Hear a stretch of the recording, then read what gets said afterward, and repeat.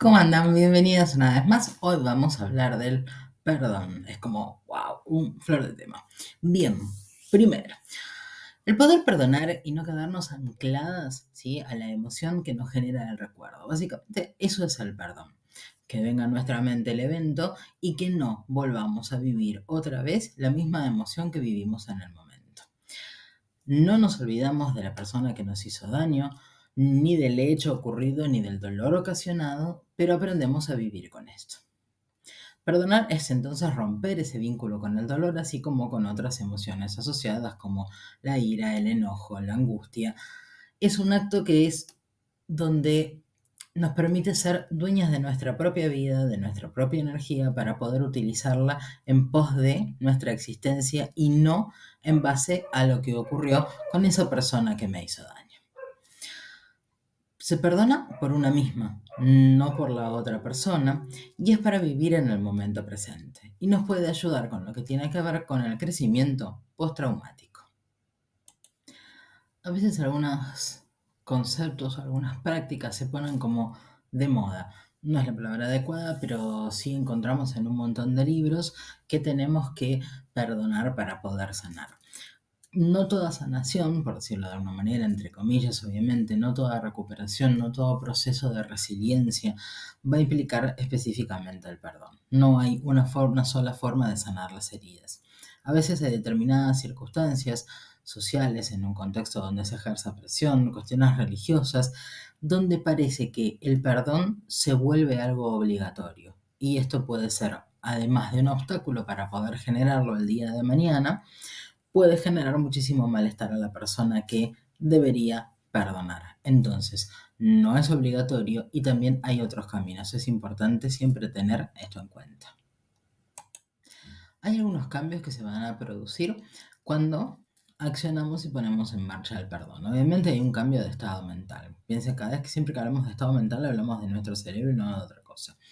Se reducen las emociones como el odio, la ira, el rencor, también la sensación de lo injusto, más allá de que haya sido un acto injusto. Y también obviamente entonces van a cambiar nuestros pensamientos. Y a nivel cerebral tenemos, se los puse ahí, más allá que quizás no sea muy relevante, pero que el surco temporal superior, a más materia gris en el surco del cerebro, hay más probabilidades de perdonar. ¿Sí? Es decir, si hay personas que tienen esto, tengo más posibilidades esas personas de ejercer el perdón. Así como una corteza prefrontal dorsolateral izquierda más grande también hace más proclive a las personas a perdonar.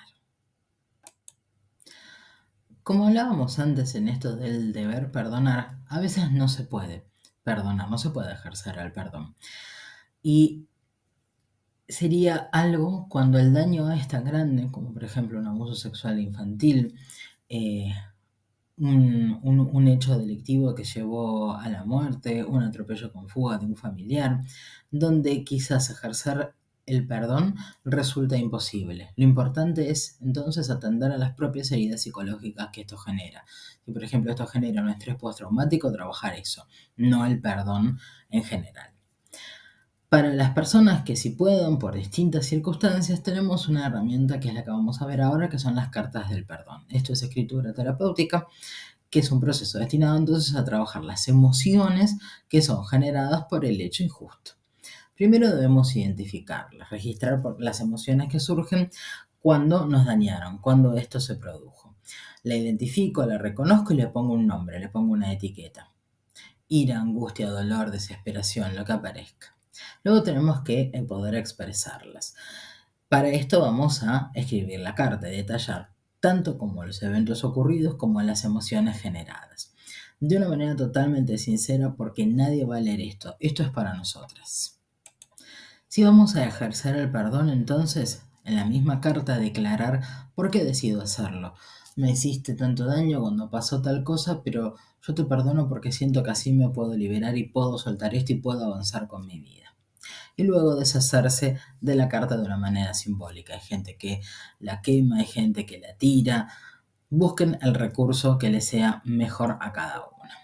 Y por último vamos a hablar de lo que es perdonarse a una misma. No siempre es solo el perdón a otra persona.